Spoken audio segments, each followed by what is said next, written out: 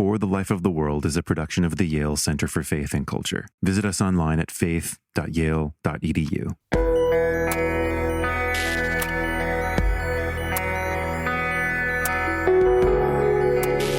I think my calling is to try to shift the conversation a little out of politics and into morality. The work I do as a TV pundit, it's over-politicized and under-moralized. I'd like to just shift it a little. But you got to meet people where they are. There are two sets of virtues. One, the resume virtues, which make you good at your job, and then the eulogy virtues, the things they say about you after you're dead. Whether you're courageous, honest, honorable, capable of great love. And we live in a world where we're a lot clearer about how to build the resume virtues than the eulogy ones.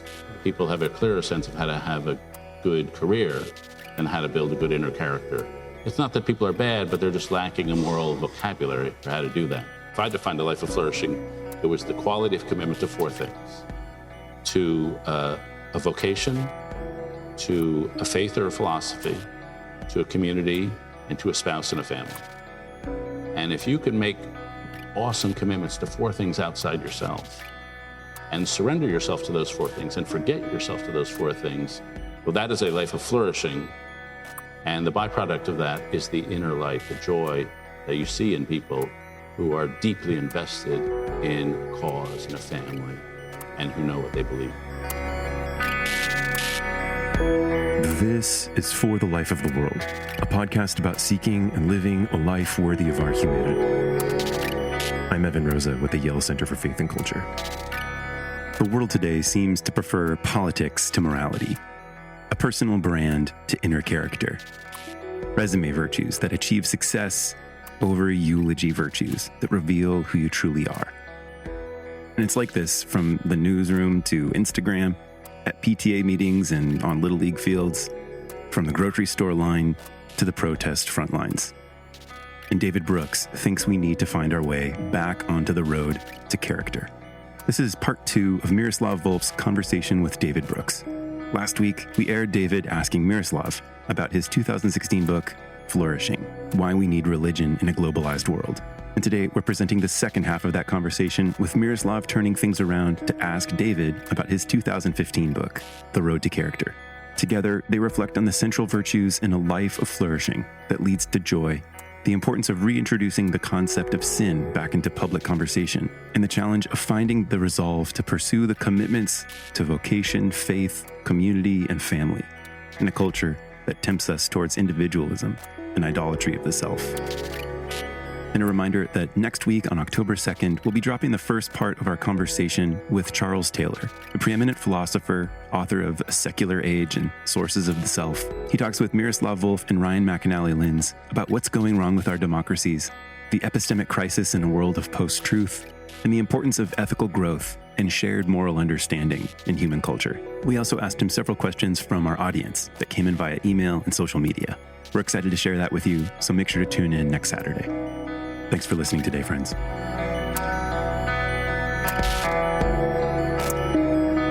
But I think we have to talk about your book as well. Shoot, yeah. Well, you know, maybe just for the beginning, you build in your book on the distinction Rabbi Soloveitchik made between Adam the first and Adam the second. You use this slightly differently than he does. Can you just spell out who's Adam 1 and who's Adam 2? Yeah. Or who's Eve 1 and Eve 2? I meant to make it gender neutral. But yeah, Adam 1 is Soloveitchik, he's a great dualist. There's this line that there are two sorts of people in the world, those who divide the world into two sorts of people and those who don't. And he was a big dualist and believed in dichotomies and tensions. And basically, Adam 1 is the building, creative Adam. And Adam 2 is the inner and the spiritual Adam. One is majestic Adam, as he put it, and one is humble Adam. And so the way I formulate in the book is that there are two sets of virtues. One, the resume virtues, which make you good at your job. And then the eulogy virtues, the things they say about you after you're dead. Whether you're courageous, honest, honorable, capable of great love. And we live in a world where we're a lot clearer about how to build the resume virtues than the eulogy ones. People have a clearer sense of how to have a good career than how to build a good inner character. It's not that people are bad, but they're just lacking a moral vocabulary for how to do that. And I certainly found that in my own life. I mean, the book really emerged because I'd achieved way more career success than I ever thought I would. But I hadn't achieved the sort of inner light one sees in people. I went to Frederick, Maryland shortly before finishing the book, and I ran into some ladies who teach immigrants English and then how to read, which can take years. And I just walked into this group of 35 women, aged 50 to 75, and they just radiated a patience and a calm and a joy and just a tranquility and just a goodness. They made me feel important. They had no idea who I was or anything. And you think, well, I've achieved this in life, but what they have, I haven't achieved that. And so it just struck me as important to know how to get there. And so the book is based on a series of mini biographies, and every single person was pathetic at age 20, but kind of magnificent at age 70. And so they weren't born good, but they did something to make themselves good. So you read, just as a footnote, you read Rabbi Soloveitchik as a kind of a dualist, rather than both incorporating in us both dimensions. Yeah, it's about balance. For him, those are two modalities of human destiny, right? But the reason I'm asking is that, so for you, as maybe for him, but for you're the object of discussion. For you, we know what good Adam 1 does for Adam 2. You can't have character without existing. But what good is Adam 2 for Adam 1? Well, I do think that's a good question. So sometimes humility is not the most positive virtue. If you're running for president and competing with Donald Trump. But I would say basically character is about relationships. And I mean, if you want the Adam 1, if you want this world reason to be a good person, I would say that the capacity to build trusted relationships is a very valuable commodity. So, for example, in World War II, they drafted hundreds of thousands of young men, and a certain number rose to the rank of major, and some stayed privates and corporals. And so they did a study. What are the factors that explained or correlate with those who rose and those who didn't? And it could be intelligence, it could be physical courage, but those correlations were extremely weak. The strongest correlation was having an intensely loving relationship with your mother. Because those who could accept and absorb and understand how an intensely loving relationship worked, when they became junior officers, they were able to endow that love to their men. And they rose. And in retrospect to the characters in my book, and there are people like Dorothy Day or Dwight Eisenhower or St. Augustine or Samuel Johnson, their dads were but their moms were all amazing. And so there is something about, and I think this capacity to love deeply doesn't have to come from parents, but it has to come from somewhere. And if you can love deeply, I suspect you'll do better off in the world in general. But you're not saying you love deeply so that you would do better off in the world. That's a kind of human intrinsic value that.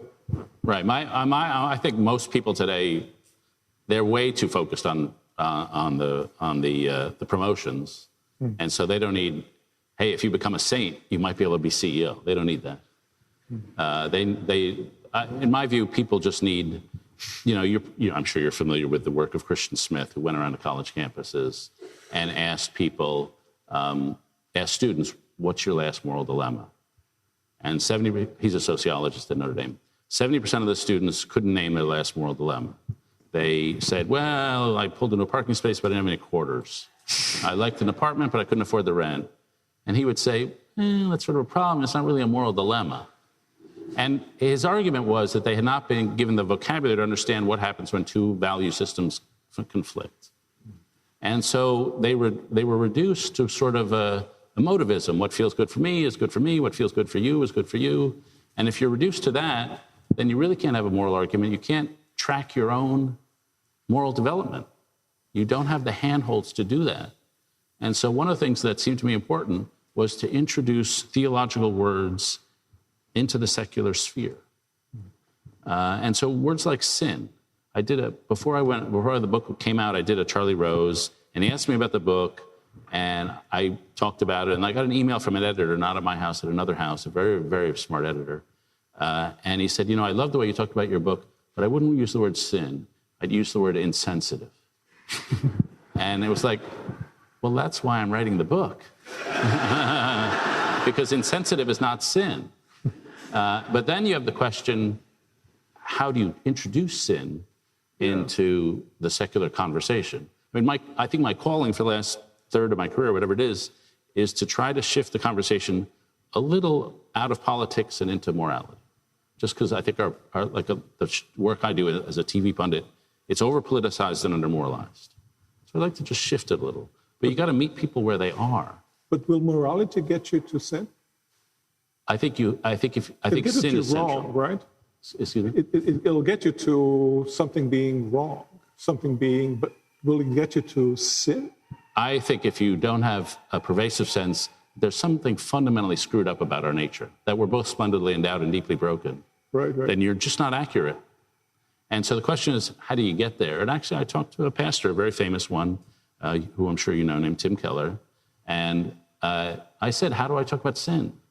And he said, don't talk about depravity. That's not going to sell.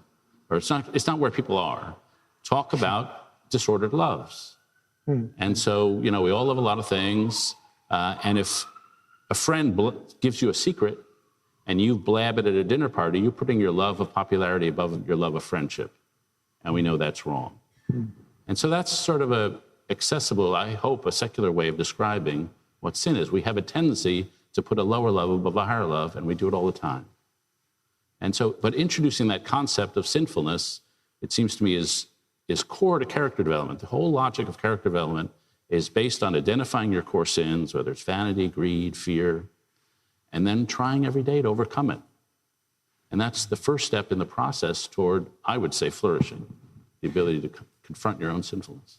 So the big, if there's a big enemy in your book, it's the kind of big me, right? In the sense that we've become a culture of the big me's. Let's say I'm persuaded by you on this. But what exactly is wrong with the big me? A large percentage of Americans seem to relish the big me, and many of them have identified with the huge me in the right.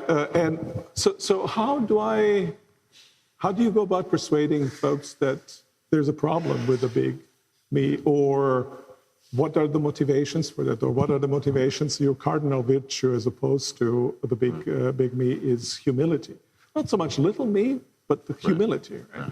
But how do I motivate humility? I'm thinking I'm a Nietzschean, and you talk to me about humility. I'm thinking I'm Marxist, and you talk to me about humility. I'm thinking I am kind of a libertarian of a certain sort. Where do I get it? What are the reasons, motivations? Yeah, well, first, humility to me is not thinking lowly of yourself.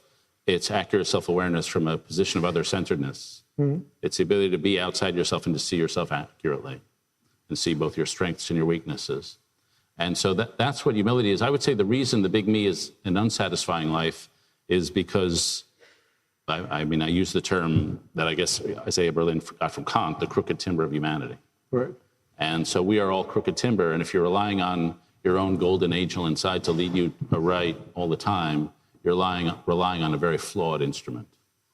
And so the argument was, the argument of the book, and I think it's insufficient now, but the argument of the book was you have to confront your broken nature, why you're crooked timber, and work every day to get better at it. I think what was wrong with the book was it was too individualistic.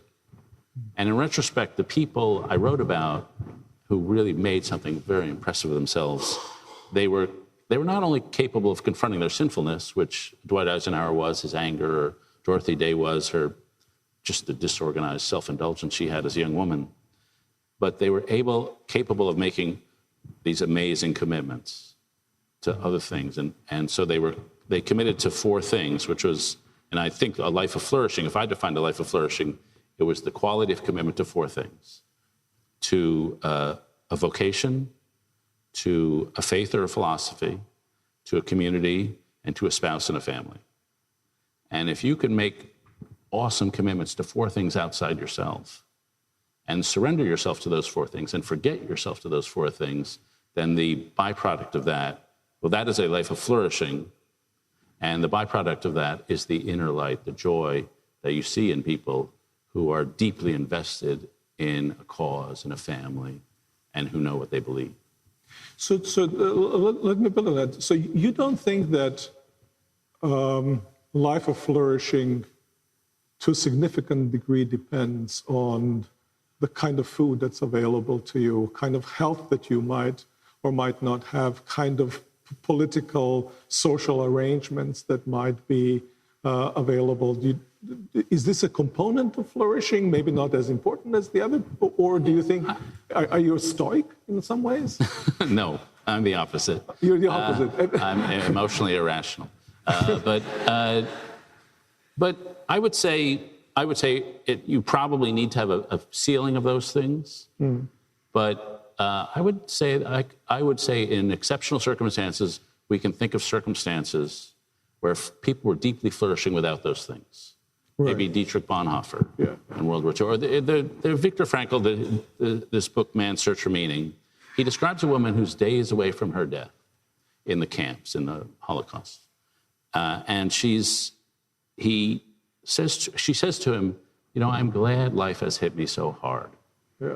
Because before this, I did not take life seriously, and now I do. And she's alone up there in the bed she'll die in, and she looks out the window and she can see a tree. And she says, the tree is my only friend. And I talk to the tree. And he says to her, does the tree talk back to you? And she says, yes, the tree says to me, I am life, I am life, I am eternal life. I would say at that moment, with that woman's sense of fullness, with her, not her own life, but just eternal life, I would say she's flourishing at that moment.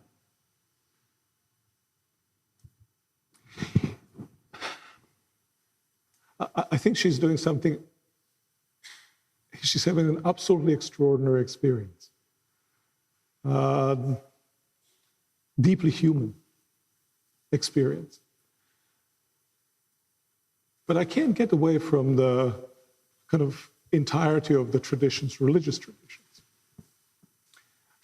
which imagine flourishing under the images of lion will lie together with the lamb. Every person will sit under their own vine and fig tree. There's going to be a kind of sense of community and the world ordered aright into which I'm situated. Or let me put it through a different image.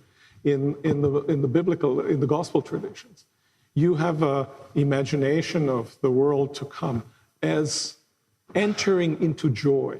Not myself being joyous, notwithstanding the circumstances in which I find myself, but rather a kind of almost joy describing the entirety of the environment in which I'm situated. It's my joy, but I have entered into it, right?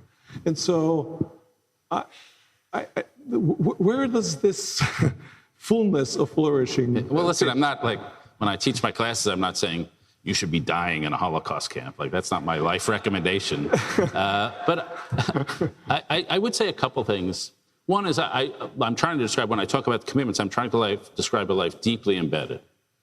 So one of my characters, Frances Perkins, witnessed the Triangle Shirtwaist Factory Fire.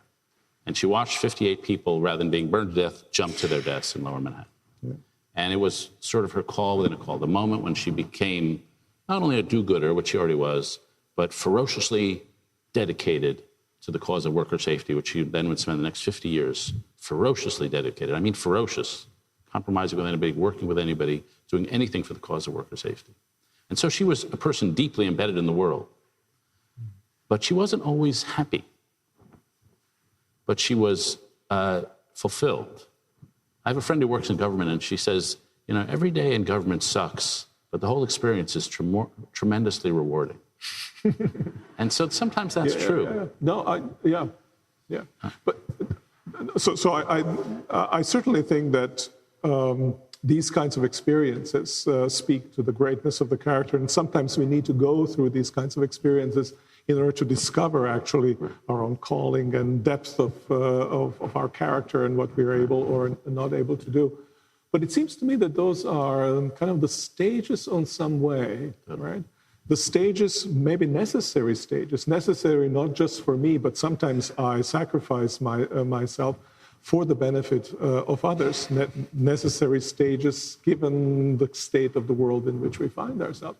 But the kind of image of flourishing life is this fullness in which all participants toward which we are through these sacrifices moving, right? Or something of that sort. Yeah. So you're Mr. Joy, so I hesitate to have my own definition in front of you. But you know, I would say you have, when we talk about a flourishing life, it would have to include suffering. It would have to include moments of suffering where, you know, which teach us things, which teach us about ourselves, which enlarge our capacity for empathy, and which we turn into moments of narratives of sort of redemption. It would have to include love. Moments of deep and passionate love to sort of plow open the ground and just enlarge our hearts. It would have to include moments of awed beauty. And then I think I would get back to the moments when it comes together. You know, I talk, and this happened a long time ago, that I don't mention in the book, but we all have moments in our life where we have moments where we think joy. And the one I talk about sometimes is I was doing the news hour on PBS, and it was a summer evening, and it was like 10 years ago, and I drove home to where I was living with my family, then in Bethesda, Maryland, and my kids, who were then 12, 9, and 4, had a little Safeway ball, one of those plastic balls you get at the grocery store, and they were kicking it up in the air, and they were chasing each other across the yard, and they were rolling over each other and tumbling and laughing and just having a great time, and it was like the perfect summer evening. The summer sun was coming in. My grass, for some reason, looked great. And so I pull into my driveway, which wraps around the side of my house, and I'm confronted with this tableau of family happiness. And I just sit there staring at it through the windshield. And it's one of those moments where you get overwhelmed by a gratitude which you know you haven't earned. And you want to be worthy of such moments. And so that's a moment of flourishing, but it doesn't feel like something you've earned. It's a superabundance of what you've earned. And that's why the transcendent element is always in the room. It's always there. And in a sense, that's how I think about joy as well. If it's completely earned, I mean, I sometimes say, you know, when you get paycheck at the end of the month, you know, you rejoice that you have a job that pays you, but it's when you get the bonus at the end of your year that it is a source of true joy. There's kind of gratuity to joy, which I think is very significant. But I would say joy could also come in the form of deficit. There are moments like, well, we've screwed up the word eros in our culture, the longing for excellence. Like when C.S. Lewis uses the words joy, he doesn't mean the satisfaction of desires, he means the longing.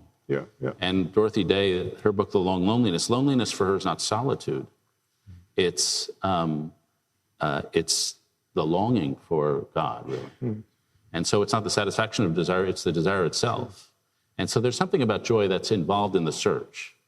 And so again, I'm talking about myself, but I'm a columnist. But so there are moments, we can all relate to this at work.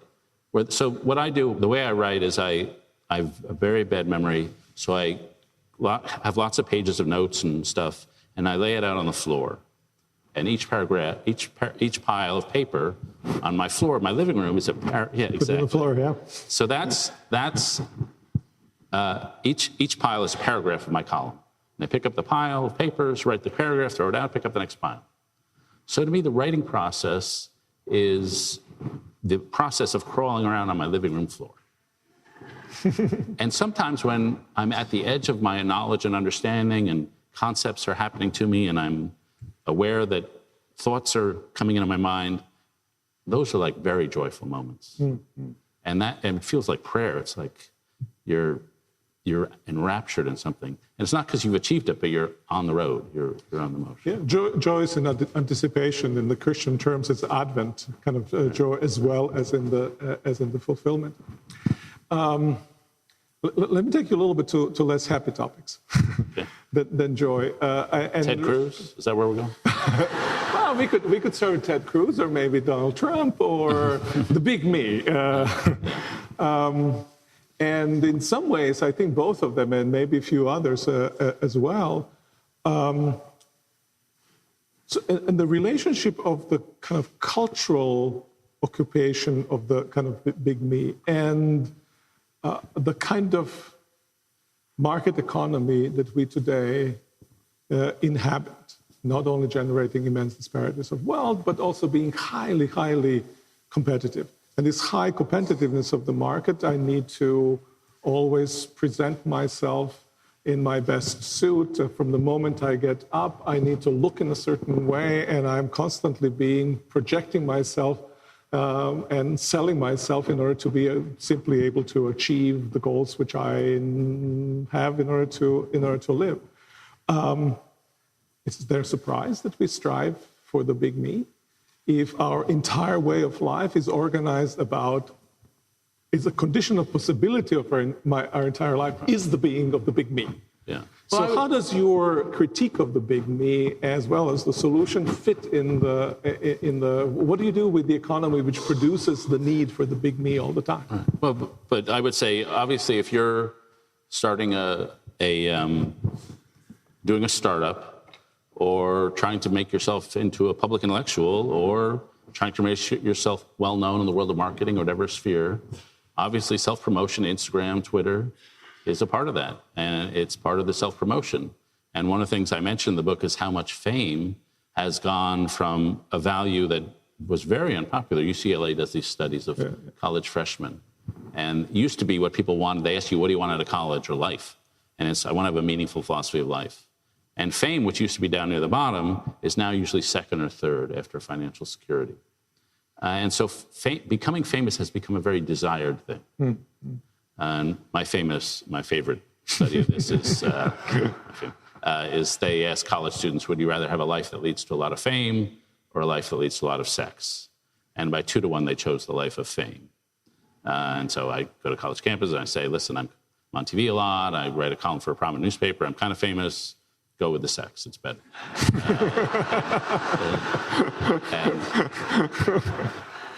So that's part of one's career.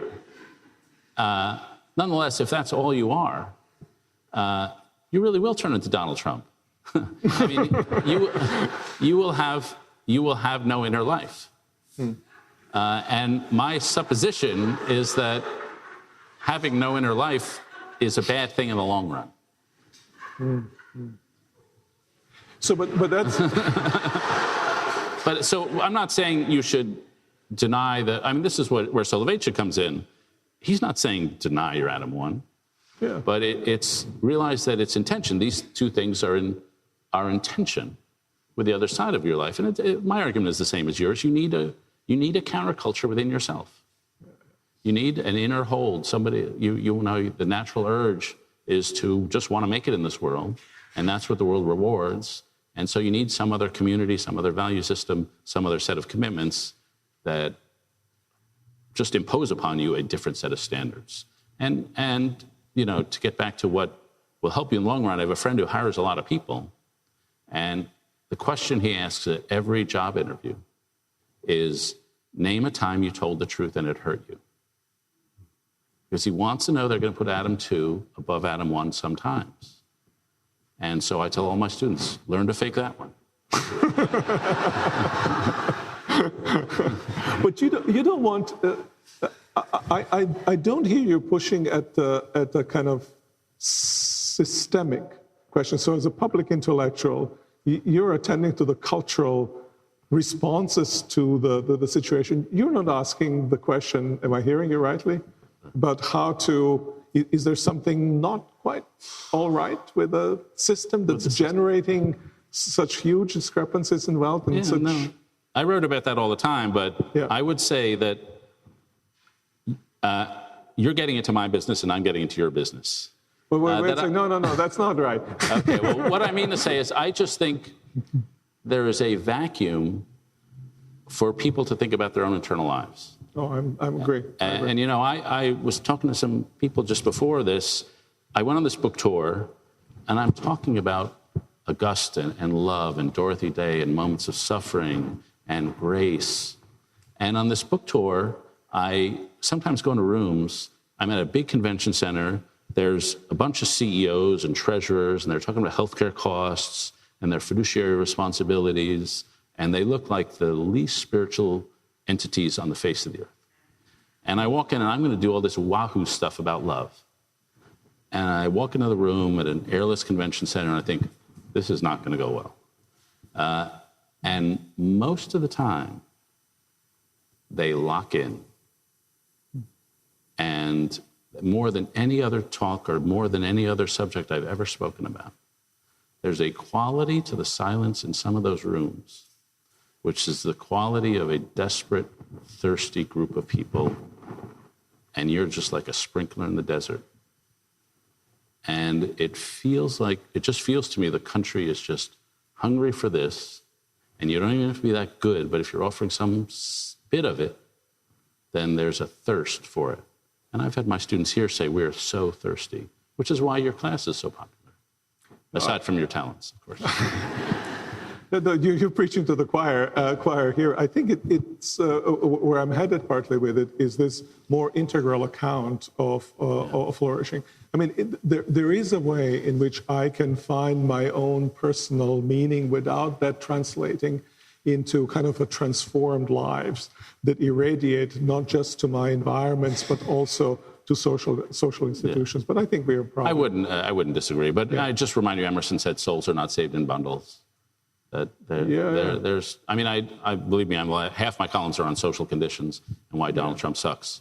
But so I don't deny the importance of that. But I just think if you look at where the public debate is, what's most needed is moral language to personal. We are a country that's politics rich and meaning poor, and the personal search for meaning is the biggest need. So we won't have disagreement on that, but let's take from there. I think what might be needed. So let's assume that let's think that we assume where the road toward character ends. What happens along the way? What are the kind of practices and helps along the way that one needs to have, not just to have moral ideal in front of one, but rather religious tradition, ancient philosophical tradition saw themselves as kind of communities of particular practices in order to help you along the way. How do you imagine that? Well, my answers are not controversial. I mean, you have to have experienced great love. We wouldn't say somebody was a deep person unless they were capable of great love that fused them one with another. We wouldn't say someone was a deep and emotionally successful person unless they'd overcome some challenge and suffering.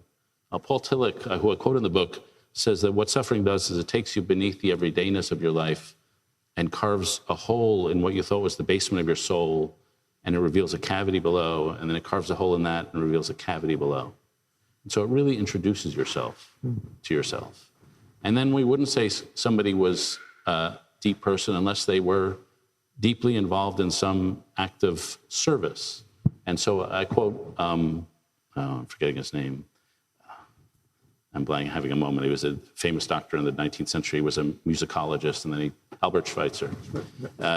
And he said, I only hire people for my hospital. I don't hire idealists for my hospital. I only hire people who perform acts of service as if they're doing the dishes. Because those who are looking for the validation of idealism are not going to be able to last out here. And so we look for moments like that.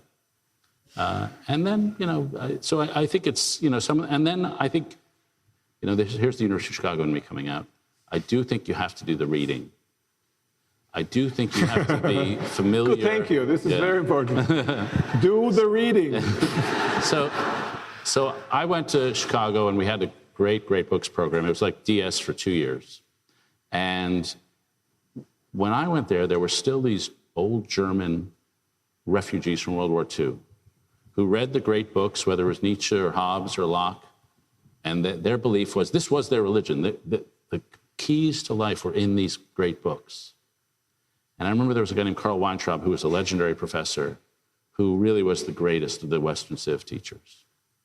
And he wrote to a friend of mine, a classmate of mine, who's now president of David's College, just before he left, he died. I taught these books as if the men and women who wrote them, which they did, had sacrificed their life and blood and soul and spirits to put what they knew into these books. And I tried to teach them with the passion and the respect to which they deserved. But sometimes when I would hear words from my students, it sounded like they were just pushing around air. And I taught this for 50 years, and I think I made an impact on some of my students, but I just don't know. And that's the lament of a guy who taught until he was, in his 80s, and he just didn't know the impact it had. But he communicated the value of those books, which all of his students then carried through life, the passionate for these ideas. And my view is if, we tell students, come up with your own value systems. If your name is Aristotle or Nietzsche, maybe you can do that. The rest of us need to latch on to a tradition much wiser than we can be. And you simply don't know what the moral traditions are unless you do the reading. So I do think reading is an essential component. And then other things like being aroused by beauty, awed by beauty, and drawn toward beauty. I mean, we can all, moments of transcendence. I think colleges can have a role in giving people moments of transcendence by offering them beautiful things to look at, by encouraging them to fall in love with things.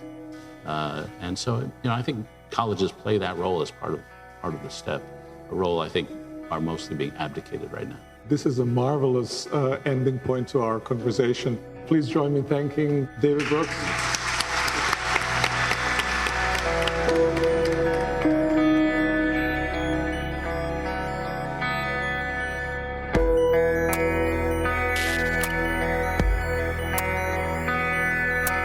For the Life of the World is a production of the Yale Center for Faith and Culture at Yale Divinity School. This episode featured journalist David Brooks and theologian Miroslav Volf. Production assistance by Martin Chan and Nathan Jowers. I'm Evan Rosa, and I edited and produced the show.